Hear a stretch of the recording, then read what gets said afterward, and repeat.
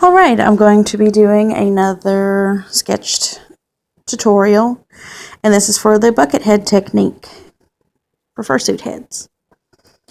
I use 1-inch upholstery foam when I make foam heads. The first step you want to do is take your sheet of foam, and you want to wrap it around your head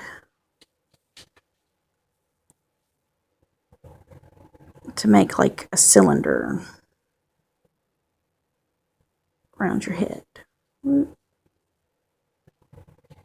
you want to line the bottom of your cylinder up just a little bit below your chin. You don't want it too far. You'll have a lot up top, but that's okay. You're going to need that later. Alright, and you want to, cut your extra foam off so you just have one cylinder.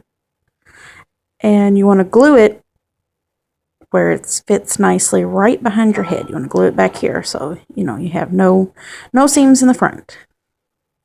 All right, then you'll take it off, or you'll put it back on after you glue it, excuse me.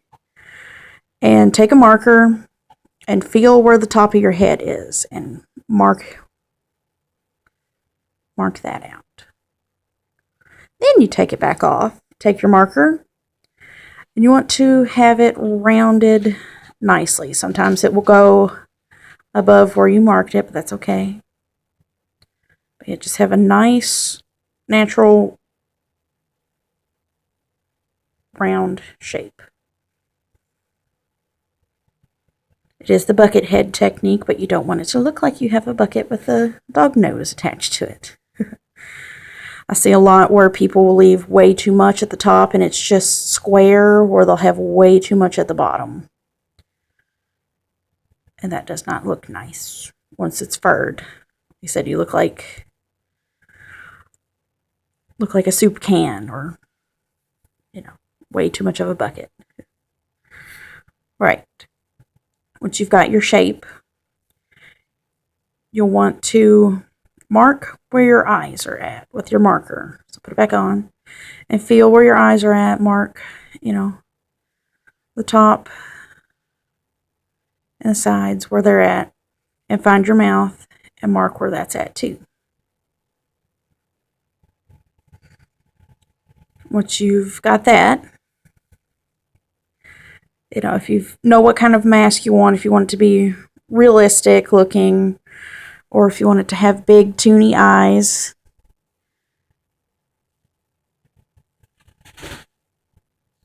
The realistic eyes with the resin casted, you'll have tear duct vision. So, you got everything all marked out. Do the same for your mouth too, like the top, bottom, and sides where your mouth is located.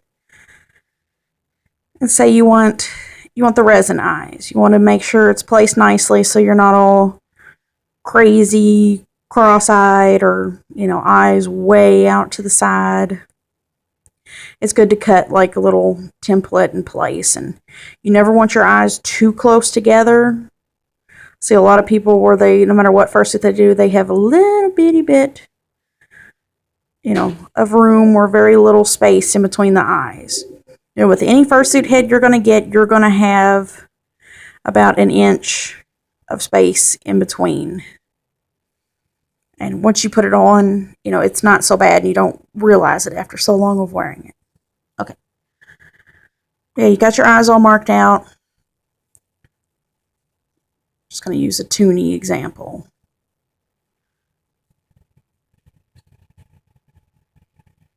Yeah. Cut that out. And for your mouth, you want to cut it in a smiley face. And you want to cut that till about where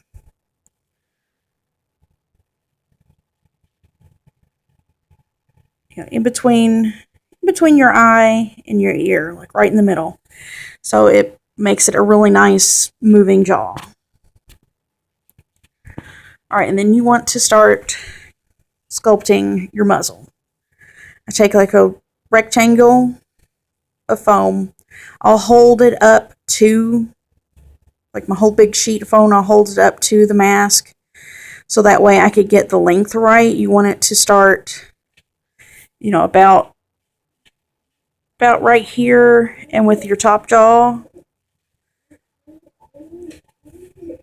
just cut you a little,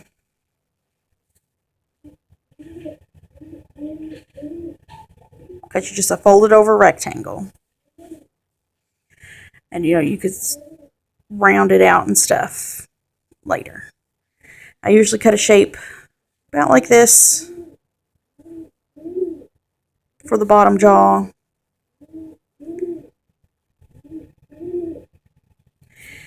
And then I'll add more layers to give it, you know, a nice bottom jaw look. Excuse my terrible sketching. I could sculpt it better than I could draw it.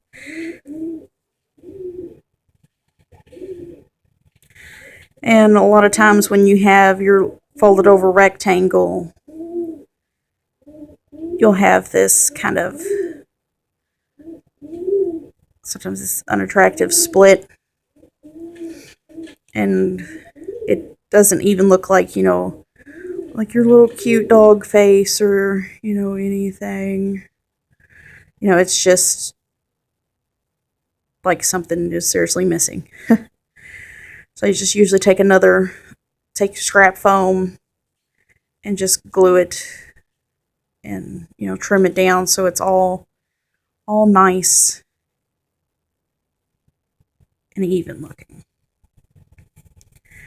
Okay.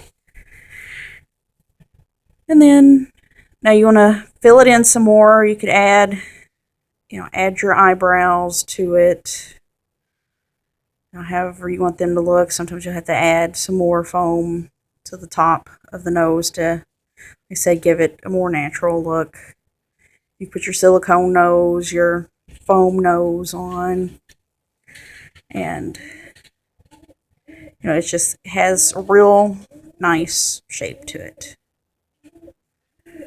And then you just, you know, make your ears, find a good placement for them on top of your head,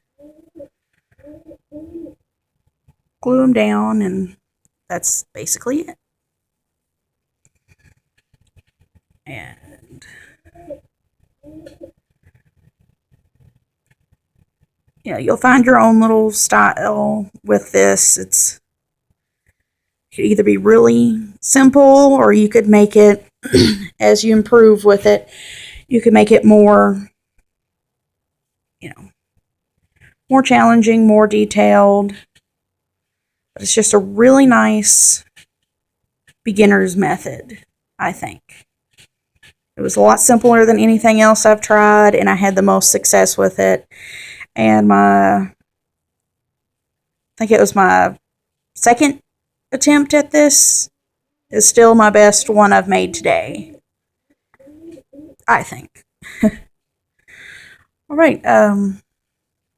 Any questions? Sorry about the babbling and the rambling or whatever. Oh. I left out a step. Whoops. Okay. After you glue your muzzle on.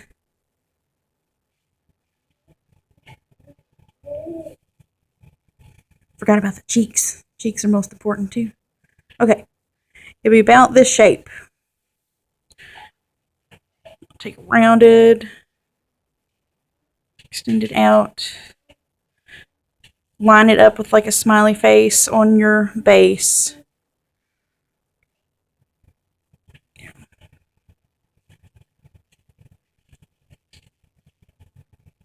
You know, that's your cheek. Excuse me for forgetting that step. It's a very important step. It's the cheeks.